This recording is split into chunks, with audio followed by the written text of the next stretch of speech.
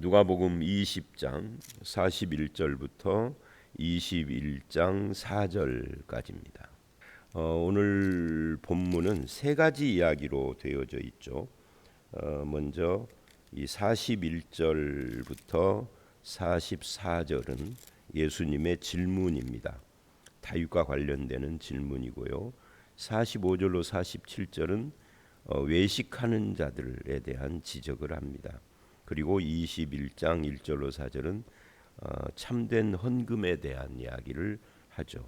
여기는 비유가 아니라 실제 어떤 상황을 보고 그리고 말씀을 하시는 내용이에요. 그래서 각각 세 개의 이야기인 것 같은데 사실은 이 세 개가 전체가 하나로 이어져 있다 하는 것도 우리가 알 수가 있습니다. 먼저 41절 이하를 보면 예수님이 질문을 하시죠. 다윗의 자손이 어떻게 다윗의 주가 되느냐, 이게 질문의 핵심이에요. 거기 41절 예수께서 그들에게 이르시되 지금까지는 주로 바리새인이나 사두개인이나 서기관이나 이런 사람들이 예수님께 질문을 했어요. 그런데 여기서는 이제 예수님이 역으로 그들에게 질문을 합니다. 어제 말씀 맨 마지막 절을 보면 40절에 이렇게 이야기를 마무리를 했죠. 그들은 아무것도 감히 더 물을 수가 없었다. 그러니까 예수님의 답변을 통해서 저들의 입이 막힌 거예요. 더 질문할 것이 없어진 거죠. 그래서 예수님이 이제 질문을 하신 겁니다. 사람들이 어찌하여 그리스도를 다윗의 자손이라 하느냐. 이거는 이제 그 당시 예수님 시대 대부분의 사람들, 특히 이스라엘 사람들이 그리스도 메시아를 다윗의 자손이라 그렇게 불렀거든요. 이제 그 현상을 말하는 거예요. 그래서 예수님을 향해서도 그 맹인된 사람도 예수님이 지나가신다 하는 소리를 듣자 다윗의 자손이여 하고 부르짖잖아요. 다윗의 자손이여. 그게 그 사람만이 아니라 대부분 다윗의 자손 이꼴 메시아다. 그리고 그 메시아가 바로 헬라어로는 그리스도고 그리스도가 예수님이죠. 그러니까 예수 그리고 그리스도, 우리는 예수 그리스도 이게 하나로 보는데 사실은 예수와 그리스도는 다른 거예요. 예수는 이름이고 그리스도는 직명이니까 우리가 붙여서 그러는 거죠. 그래서 사도행전을 보면 초대교회가 이제 이방인들이나 또는 유대인들에게 전도를 할 때 너희가 죽인 예수가 그리스도다. 하나님이 살리시고 부활시켜서 그가 그리스도다. 이렇게 전도를 했어요. 그러자 막 유대인들은 반발을 하고 이렇게 되는 거죠. 또 고린도전서 같은 데를 보면 어떻게 이 그리스도 하나님의 아들이 십자가에 못 박혀 죽을 수가 있느냐. 그거는 그렇게 말하는 것은 유대인들에게는 거치는 것이고 헬라인 이방인들에게는 미련한 것이다. 이렇게 표현을 하기도 하죠. 근데 우리에게는 십자가에 못 박힌 그리스도가 하나님의 지혜고 능력이다. 이 고린도전서 1장의 핵심 주제 중에 하나잖아요. 이제 그런 거예요. 그러니까 예수가 그리스도인데 그리스도를 어째서 다윗의 자손이라고 하느냐 하고 질문을 한 겁니다. 그런데 그 그리스도를 다윗의 자손이라고 하는데 그거를 그냥 사람들이 하는 말로가 아니라 시편을 보면 이 시편이 어디냐 하면 거기에 여러분이 난하주를 표시가 되어 있는 성경에 보면 디귿이라고 돼 있고 시편 110편 1절 이렇게 돼 있어요.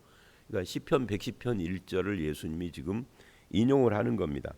예수님 시대의 사람들 또 뭐 예수님 시대가 아니더라도 유대인들은 애지간한 구약 성경을 다 외웠어요. 그러니까 이런 말씀들을 그냥 우리는 성경책을 찾아보지 않으면은 이렇게 인용을 하거나 하기가 참 어렵잖아요. 성경책을 찾아서 시편 110편에 뭐가 있는가 하고 봐야만 확인이 되는데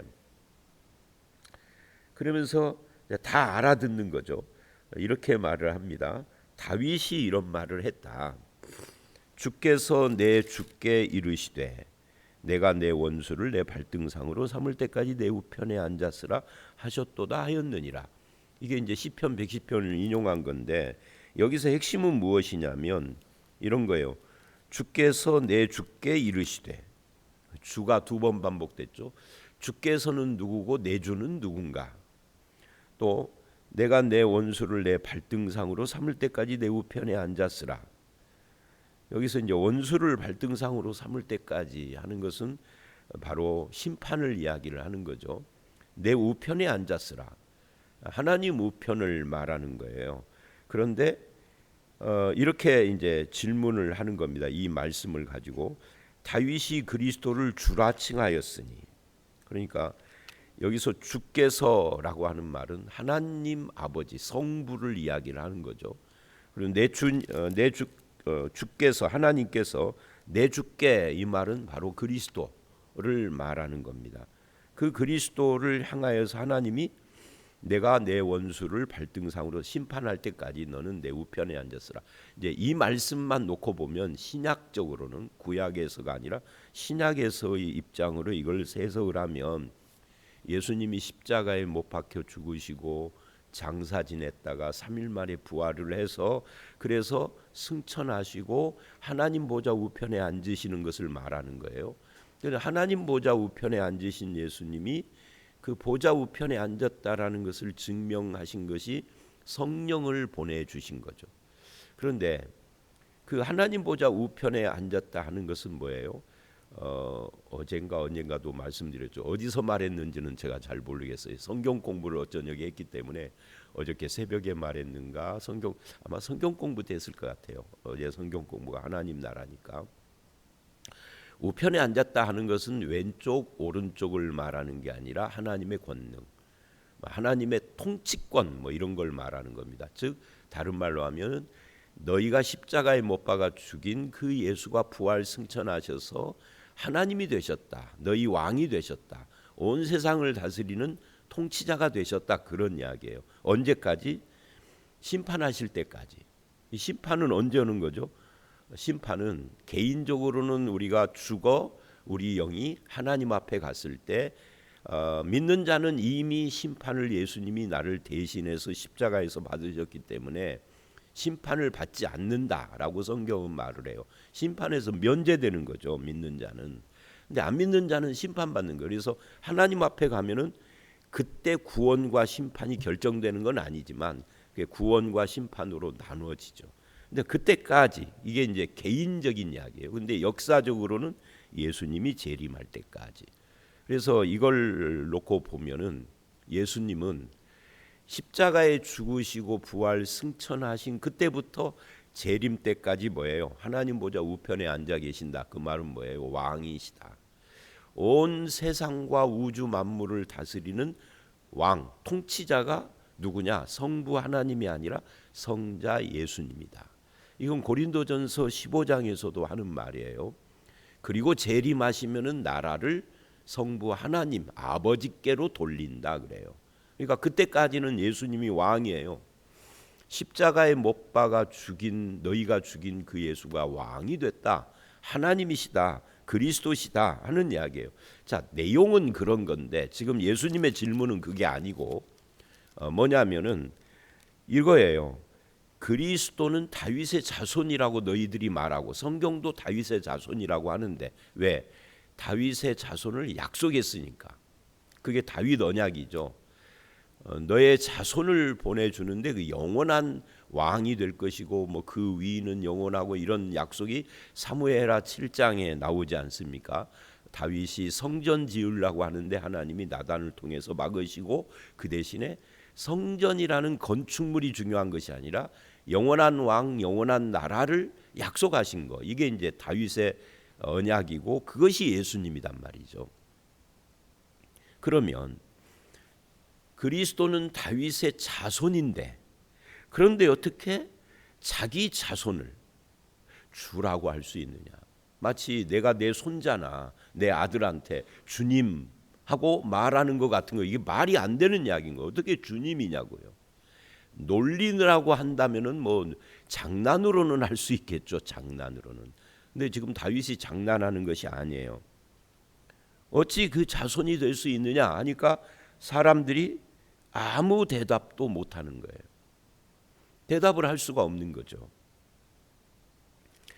왜 대답을 할 수가 없느냐 하면은 다윗의 자손이 어떻게 다윗의 주냐 할 때 이 다윗의 주라는 말은 결국은 자기 자손에게 주라고 한 것은 내 자손으로 육체의 혈통으로는 내 자손이지만 결국은 신분적으로는 이게 하나님이시다는 거잖아요. 그러니까 하나님이니까 내 자손이라도 주님이라고 하는 것이다. 그러면은 너희는 바로 그 너희가 다윗의 자손이라고 부르는 그 주님을, 그게 하나님이신데 그 주님을 믿고 따르고 그분의 말씀을 순종하고 하느냐? 그렇지 않고 사사건건 시비를 하고 어제도 말한 것처럼 예수를 잡으려고 엿보고 있고 뒤에서 음모를 꾸미고 뒤에서 수군덕거리고 간계를 행하고, 이게 말이 되느냐 하는 이야기를 지금 예수님이 하는 거예요. 그러니까 예수님의 말씀에 아무 대답도 못하는 거죠. 우리가 예수를 믿을 때 예수는 신앙 고백을 하죠. 그리스도시요 하나님의 아들이라고. 자, 우리가 그리스도요 하나님의 아들이라고 그렇게 신앙 고백을 하면 그분의 말씀을 순종을 해야 하는데 말씀과는 상관없이 산단 말이죠. 늘 하나님의 말씀의 정신이 나를 지배하도록 주님 앞에 내 마음을 열고 살아야 하는데, 하나님의 말씀과 하나님의 뜻보다는 내 뜻, 내 계획, 내 생각, 내 주장, 그리고 내 뜻, 내 계획, 내 주장이라는 것은 대부분 뭐예요? 성경에서 나오지 않고 내가 세상에서 경험한 거예요. 그죠? 장사하는 사람은 장사하면서 경험한 인생관, 세계관, 이거 가지고 교회 와가지고 막 주장하고, 그죠? 근데 거꾸로 해야 된다는 거죠. 하나님의 말씀을 읽고 듣고 배우고 묵상하면서 성경이 말하는 그 정신과 마음과 세계관과 인생을 보는 눈과 세상을 어떻게 살아야 되는지에 대한 이 성도의 삶의 자세를 내가 사는 내가 장사하는 그 터에 적용을 해서 살아야 되는데, 거꾸로 장사하면서 배운 것이 교회 안으로 들어와 가지고 교회를 그렇게 바라보고 사람을 그렇게 그런 현상들하고 똑같은 거예요. 그러니까 이 바리새인, 서기관, 대제사장, 사두개인 이런 사람들이 그렇다는 거죠. 하나님의 말씀, 예수 그리스도를 바라보고 저들이 반응하는 것이 말씀의 영향을 받고 있지 않는다. 너희가 다윗의 자손이라고 부르는 그분의 영향을 받고 있지 않다. 이렇게 지금 이야기를 하는 거예요. 아무 말도 못하는 거죠. 그리고 이제 45절로 47절은 그런 현상을 가리켜서 말하는 겁니다. 그게 바로 외식하는 자들이다 하는 거예요. 겉모습은 굉장히 종교적인데 속을 보면은 하나님의 말씀과 하나님의 영향을 전혀 안 받고 있어. 그게 외식이죠, 외식. 그런데 말만 하면은 굉장히 거룩해요. 목소리 자체가 무게가 있고 살짝 떨리기도 하고, 기도를 하면 얼마나 은혜스럽게 하는지를 몰라요. 저는 이제 목회를 46년째 지금 하고 있다고 언젠가 몇 번 말씀드렸잖아요. 담임 목사로는 35년인데 이제 부목사, 전도사 다 합하면은 전도사로 출발한 지로 이제 올해가 46년째예요. 근데 46년을 목회자의 삶을 살면서 부러운 사람이 하나가 있어요. 그건 뭐냐면 지금도 어제도 이게 노회를 했는데 노회 마무리하는 폐회 기도를 폐회 기도였던가 하여튼 폐회 기도네요. 갑자기 예고도 없이 노재성 목사님이 기도하고 마치겠습니다 그런 거예요. 그래서 기도하겠습니다. 그래서 일어나서 기도를 했는데 기도 끝나고 이런 생각이 드는 거야. 내 기도는 46년 전이나 46년 목회를 한 지금이나 내가 들어도 은혜스럽지가 않아. 다른 목사님들이 노예석상에서 기도를 어제도 여러분이 했어요. 근데 참 기도가 은혜스럽더라고.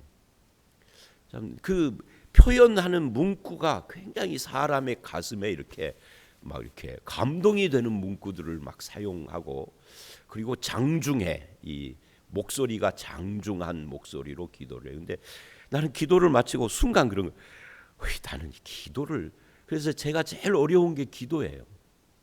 혼자 기도하는 거 말고, 혼자 기도하는 거야 뭐 혼자 중얼중얼 하면 되니까 하나도 어렵지 않은데, 대표 기도를 할 때 나는 왜 그렇게 장중하게 은혜스럽게 그리고 굉장히 목사스럽게를 못하는가. 어디서 이게 식사 기도를 하라고 그래도 식사도 끝내놓고 나면은 조금 더 은혜스럽게 해야 하는데 그런 생각이 들어요. 허다못해 이제 다른 목사님뿐만 아니라 이 부목사님들 신방 가가지고 제가 예배 기도 끝내고 이게 다과 기도를 부목사님들 보통 거기 담당 부목사님들 시키면 내가 이래요.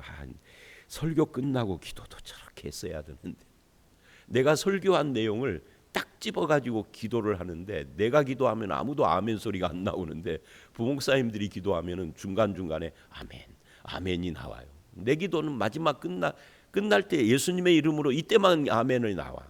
그러니까 은혜스럽게를 못해요. 다시 돌아와서. 근데 그렇게 종교적으로 은혜스럽고 거룩하고 막 종교적 냄새가 풀풀 나는데 외식이라고 봐요. 아니 지금 부목사님들이 외식이라는 거 아닙니다. 조금 여기에 나오는 45절로 47절에. 그래서 예수님이 바로 이것을 41절로 44절에 이어서 저들의 그런 태도, 다윗의 자손이라고 해놓고 어째서 다윗이 자기 자손을 주라고 하느냐에 답변도 못하는 이 사람들의 이 속내가 뭐냐, 저들의 외식이다 하는 것을 말하고 있는 겁니다. 그러면서 백성들이 듣고 있는데 제자들에게 이렇게 말을 해요. 긴 옷을 입고 다니는 것. 긴 옷을 입는다라는 것은 종교적인 상징이에요. 굉장히 존경받는 사람인 거고 거룩한 자라는 거죠. 외모를 꾸미는 거예요.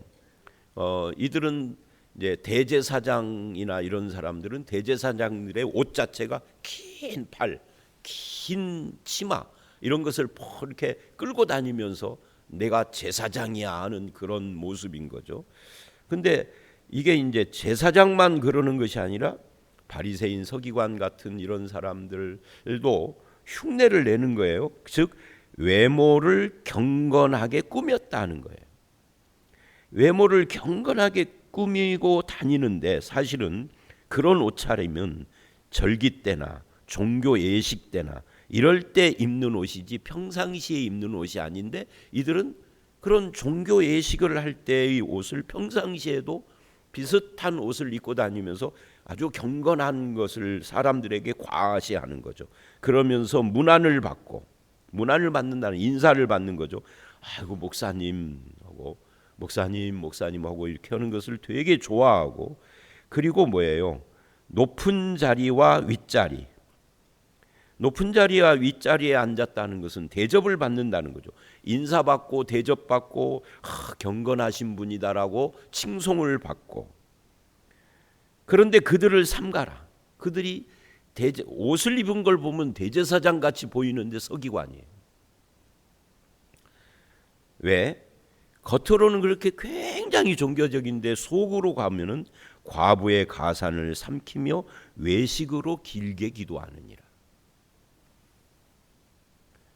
이 과부의 가산을 삼킨다는 것은 헌금을 강요한다는 거잖아요. 지금 이것은 헌금이 아니라 사실은 헌금 강탈하는 거죠. 그리고 외식으로 길게 기도한다.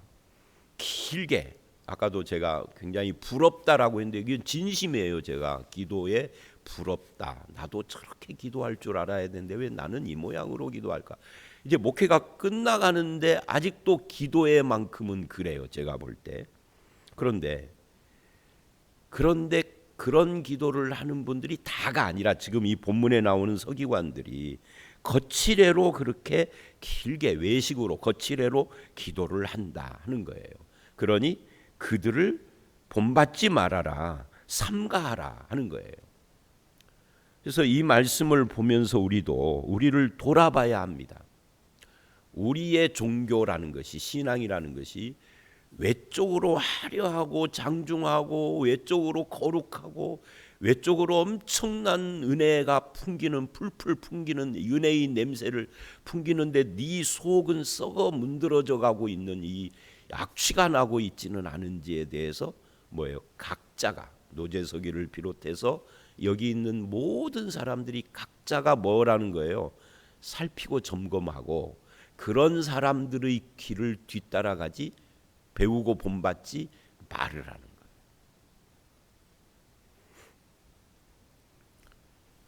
거예요. 이제 이런 말을 하는 것이 어쩔지 모르겠는데 새벽기도 때는 뭐 준비된 설교가 아니라 이제 이 말씀을 읽으면서 이 말씀에서 생각나는 대로 적용도 하고 하니까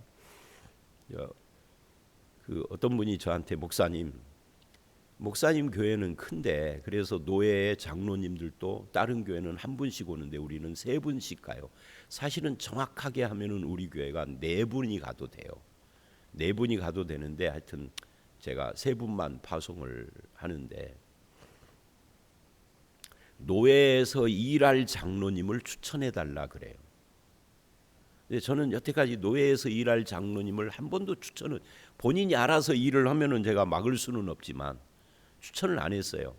추천을 안 한 여러 가지 이유 중에 하나가 그렇게 외모가 종교적으로 우리 전라도 말로 겁나게 꾸며지는 사람이 될까 봐.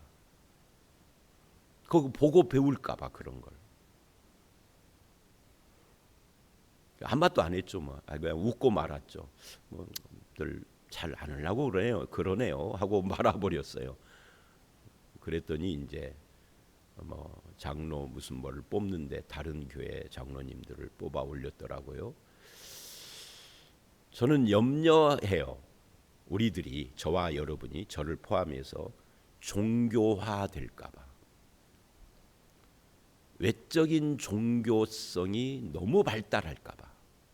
그래서 순수성을 잃어버리고 진솔하지 않고 속 시커먼 놈들이 많이 생길까 봐. 우리 스스로를 점검해야 합니다. 그런 면에서 오늘 본문이 그 이야기예요. 오늘 본문을 다르게 해석할 수도 있나요? 저는 다르게 해석할 방법이 없어요. 이렇게 적용하는 것밖에. 그리고 21장 1절로 4절입니다. 여기도 똑같습니다. 사건은 다른 내용이 각각 세 개의 이야기인데 흐르는 주제가 같아요. 예수께서 눈을 들어 부자들이 헌금함에 헌금 넣는 것을 보시고 또 가난한 과부가 2렙돈 넣는 것을 보시고 이르시되 그래요. 이게 참된 헌금을 이야기를 하는 겁니다. 주님이 원하는 것은 뭐냐? 이 가난한 과부가 다른 사람보다 많이 넣었다. 그런데 여기 많이 넣었다라고 상대적으로 많이 넣었다 그러는데 실제로는 2렙돈이라는 것은 2개의 동전을 넣은 거예요. 동전 2. 그 동전 2이 오늘날의 돈으로 환산을 하면 500원짜리 2 정도 돼요. 그러니까 1,000원을 넣은 거죠. 80년대나 90년대 초 같은 경우에는 1,000원을 헌금을 하면 적은 액수가 아니었어요. 근데 지금은 1,000원을 헌금하면은 아주 적은 액수에 해당이 되죠. 그래서 뭐 지난주에 그 어린이 전도협회 와서 우리 헌금을 했잖아요. 나갈 때. 근데 제가 헌금을 다 한 뒤에 우리 교회가 전주 시내에서 기도원 협회도 그러고 어린이 전도협회도 그러고 이렇게 헌금을 1년에 한 번씩 하면은 우리 교회가 전주 시내에서 제일 많이 나온대요. 다른 교회는 이렇게 큰 교회도 많이 안 나온대요. 그러니까 참 감사하죠, 우리 성도님들이. 그런데 이제 어제 벌써 오늘이 수요일이니까 그저께가 됐네요. 주일날 그 모은 돈을 이제 어린이 전도협회 사람들이 한 4-5명이 모여서 이제 계수를 해요. 그런데 옆에서 이렇게 조금 한참을 안 보고 좀 봤더니 대부분 10,000원짜리하고 조금 넘은 분들이 5,000원짜리를 했더라고요. 1,000원짜리는 없더라고요. 뭐 있는데 내가 못 받는지 그건 모르겠어요. 그러니까 요즘은 1,000원 헌금을 하는 것은 아주 작은 뭐 주일학생이 하는 정도가 된 거죠. 옛날에는 주일학생은 100원, 많이 하면은 500원 이랬는데 요즘은 이제 1,000원이 주일학생용인 거예요. 그러니까 아주 적은 헌금을 한 거예요, 실제로는. 근데 예수님은 다른 사람보다 많이 했다 이러는 거예요. 그러니까 하나님이 평가할 때 헌금은 우리가 평가하는 헌금과 다른 거죠. 액수를 많이 해도 하나님 볼 때는 적은 것이고, 액수를 적게 해서도 하나님 볼 때는 많이 한 걸로 평가를 하시는 거예요. 결국은 오늘 말씀은 첫 번째, 두 번째, 이 세 번째 이야기까지 흐르는 핵심 중에 하나가 이거예요. 하나님의 눈초리 앞에서 살아야 된다. 사람의 눈초리만 의식하고 살면 안 된다. 사람의 눈초리만 의식하는 자를 우리는 외식하는 자라고 그러고, 하나님의 눈초리 앞에 사는 것을 우리가 뭐라고 그러냐면 참 경건한 사람이라 그래서 하나님 눈초리 앞에 산다, 이거를 한 단어로 하면은 경외라고 하는 거죠. 근데 우리는 실제로는 사람들이 나를 어떻게 볼까에 더 민감하지, 하나님이 나를 어떻게 보시는가에는 별 관심도 없어요. 말만 그렇게 하는 거지. 그래서 이제 하나님께서, 즉 예수님께서 이 과부의 이 헌금을 칭찬을 하시는 겁니다. 액수가 아니라 그 과부의 헌금의 의미, 또 헌금을 하는 과부의 마음, 이런 것들을 더 본 거죠. 그래서 이르시되 참으로 내가 너희에게 말하노니 과부가 모든 사람보다 많이 넣었다. 그러면서 4절에 저들은 풍족한 중에, 저들은 뭐예요? 부자는 풍족한 중에. 예를 들면 재산이 한 100억 있는데 주일날 5만 원을 헌금을 했다. 그러면 재산이 다 모아봐야 1억도 안 되는 사람이 전세를 살고 있는데 10,000원을 냈느하고 누가 더 많이 냈느냐 하는 거예요. 겉으로 보기에는 5만 원 낸 사람이 더 많이 낸 거죠. 근데 하나님은 아니야. 1억에 전세 사는 사람이 10,000원 낸 것이 훨씬 많이 낸 거다. 재산 100억 있는 사람이 5만 원 낸 것은 그냥 깎아 사 먹는 돈 정도밖에 안 되는데, 과부의 10,000원은 굉장히 큰 돈이다. 여기서는 이제 1,000원이지만. 그래서 하나님은 뭐를 본다는 거예요? 중심을 보시는 것이죠. 물론 이것에 대해서 다른 식으로 해석을 하는 사람들도 있기는 있어요. 근데 뭐 제가 보기에는 그건 일고의 가치도 없고요. 뭐 이제 헤롯 성전이 어쩌고 하면서 헌금 자체에 대해서 좀 부정적으로 이야기를 하는 해석자들이 있기는 있습니다. 그러나 누가 봐도 오늘 이 본문은 외식하는 자들, 부자들과 참된 성도의 모습을 대조해 보여주고 있는 것이다. 그래서 오늘의 결론은 그겁니다. 우리는 헌금을 하든 봉사를 하든 기도를 하든 뭐를 하든지 간에 우리의 종교성을 부풀리는 쪽에 초점을 맞추기보다 하나님의 눈 앞에서 진실하고 진솔하고 순수하게 그렇게 사는 것에 초점을 맞춰야 된다. 신앙의 초점을. 그리고 누가 평가한다? 사람이 아니라 하나님이 평가하는 것이다 하는 것을 우리가 깊이 깨닫고, 헌금이든 헌신이든 믿음이든 무엇이든 하나님 앞에서 사는 저와 여러분들이 되시기를 주의 이름으로 축원합니다. 함께 기도하겠습니다. 하나님, 예수 그리스도가 다윗의 자손으로서 오셨고 그의 조상인 다윗도 주님을 주님이라고 부르며 주님이 신성을 가지신 하나님이신 것을 우리가 알았습니다. 아버지 하나님, 예수를 그리스도 다윗의 자손이라고 하면서도 그의 말씀을 따르지 않고 사람들 앞에서 자기의 종교적인 외모를 꾸미는 데만 관심을 가졌던 그 당시의 종교인들과는 달리 아버지, 주님의 눈 앞에서 말씀을 순종하는 삶을 사는 저희들이 되게 해 주시옵소서.